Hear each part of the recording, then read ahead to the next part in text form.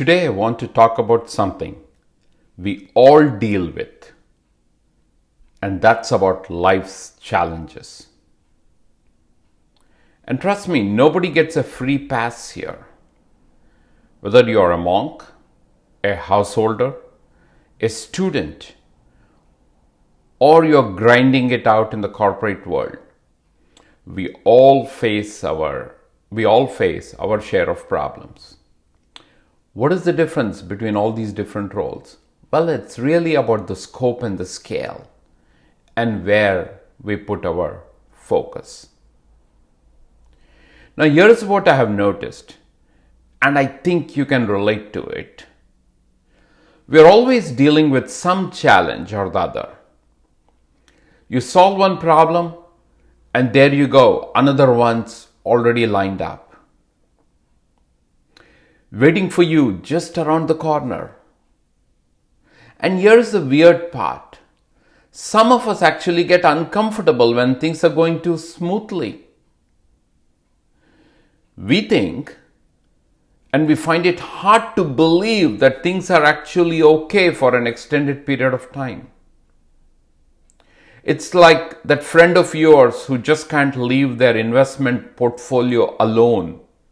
They're always buying, selling, tweaking, and then ultimately having losses on their investment portfolio when they could have just put their money in something very solid and just let it grow without tinkering with it. That's how a lot of us approach life. But what if there is a better way to handle all of this? And that's where I define this two-track framework. And this has been a game changer for me, this two-track mindset. First, there is the track one. This is the stuff that's right in your face. The physical, visible problems that keep you up at night, job stress, worrying about your kids, fear of losing something. And for folks who are from an Indian origin, visa issues. I've heard that very commonly. You know, all the daily stuff that makes your mind race and creates problems. Now, here's the thing about track one. We all have it. And something interesting is, the more you spread yourself thin, the more problems you're likely to run into. Just makes sense, isn't it? It's like that old saying that the desire being the root of all suffering. Desire could be anything. It could be just the petty problems, petty challenges, petty focus that you put on a day-to-day basis. The more we want, the more we spread thin, the more we expand, the more chances we get hit with difficulties. And the more chances it impacts us. Think about it this way. A monk living a simple life, or even just a householder, someone who is very happy and content with the basics, they have naturally cut down on their daily needs. So there is less stuff that can go wrong. Now you would say, well, that's not usually the case, because what about someone who's got major responsibilities? In the professional world, that could be a CEO running a huge company or a leader who's got people depending on them. Well, the smart and efficient folks in these professions really have figured it out. They also work on minimizing their track one scope like the monk, but they do it differently. Instead of just cutting it back personally, they get very strategic about it. They start moving parts of their track one responsibilities to other capable people's track one. In other words, they surround themselves with a circle where they can delegate it to. And this leader, by just focusing on a critical few things while trusting others to handle the rest, they make their own challenges manageable. Then they can use what I'm about to tell you, which is the track 2 approach, to solve those core set of challenges. By the way, this is exactly why you often hear successful leaders say, surround yourself with people smarter than you. Even in a personal life, surround yourself with people that you can trust and believe in for good business advice, for good professional advice, for good personal advice. It is actually spiritual wisdom in action when you do that. Now, the problem with track one thinking, and maybe you have experienced this too, is when we try to solve track one problems with a track one thinking mindset, just looking at the problem for what it appears to be on the surface, it doesn't really help that much and you cannot solve it. Sure, you might solve that particular problem right there in the moment in front of you, but what happens when the next one shows up? You're still in the same weak and desperate state. There has to be a better way to solve this.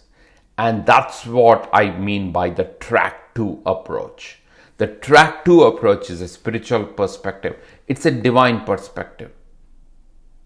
So imagine this. So you have the track one and then you have the track two. Instead of being stuck in track one, what you do in this method is you step back into the track two that's behind track one. Now you're not in the problem track anymore. You're actually observing it. You're looking at your challenges from the outside, from a different track. You're looking at the challenges of track one. And suddenly you will realize you can see the things more clearly. You start making better decisions because you're not at all emotional and reactive, because you're moved away from the track and you're in the second track. And often this happens to me all the time. You realize, and I have realized, what appears to be a life or death situation in track one actually isn't that bad at all when you see it from a bigger perspective, and that means standing in track two. But then there is something even cooler that happens. It's pretty cool. When you're standing in track two, what you notice is it's not just your consciousness that's creating this track one reality. Everyone else's consciousness is there too. And everyone else's consciousness is there on this track two as well, creating this shared experience. And that's when it hits you. This sense of connection with everyone and everything. You start to feel this fundamental reality that which you cannot see or touch, but it's there connecting all of us, that all of us have this consciousness on this track too. And all of us have this ability to look at track one. And even when somebody else is not looking that way, you pull them back into track two because you are standing there. And when you do it in this way, you develop the inner strength to handle track one problems in three different ways. First, you tackle the problem head on. But now you're doing it from a place of clarity instead of panic, from a place of stability, which is track two, instead of a place of discomfort, which is track one. Second, you get creative and find alternatives you never thought before, because now you're dealing with a calm and unemotional mind.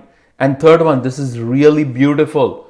You can accept the problem on track one without letting it disturb your inner peace. This third one is very profound, my friend. That's what you see with advanced yogis. When a yogi gets seriously sick, the yogi is not complaining about the problem. They don't pretend that they are not sick. They don't pretend that they have gone through an accident. But they're very clear that that is a track one problem. They know their true self, or the Atma, or the soul, whatever name you want to give it, is in a different track, and that is track two. This wisdom actually comes from the Upanishad, the Chandogya Upanishad. It's called the wisdom of the Banyan seed. There's this incredible story, and I won't go into all the technical details of it, but I'll summarize it in a brief way for you. There's this incredible story where a father tells his son to break open a banyan seed.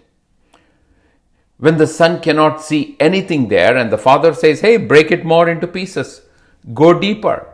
Powder it off if you want it. And the son still cannot see anything. That's when the father explains, this nothing this invisible essence that you actually cannot see, is what actually grew into this massive banyan tree. And that is the same invisible essence which is the foundation of everything. That includes you, that includes me, and we all are on that track too. This is why this story is what leads to one of the most famous statements or aphorisms in the Vedanta, Tattvamasi, which means you are that. Basically, that invisible essence of this universe, that subtle essence of this universe, you are that too, if you can see and realize that.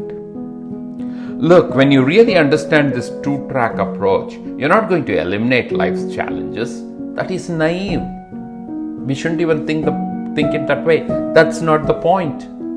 What changes is your relationship with them. You develop this inner strength to handle difficulties with wisdom and peace. You develop intellectual understanding. And instead of reacting from a place of fear, you respond from a place of faith. The goal isn't to eliminate track 1, that will always be there because it's the real world. But it's about handling track 1 from track 2. And that, my friends, is what it means to live spiritually while dealing with all the practical stuff of everyday life. Thanks for being here today with me.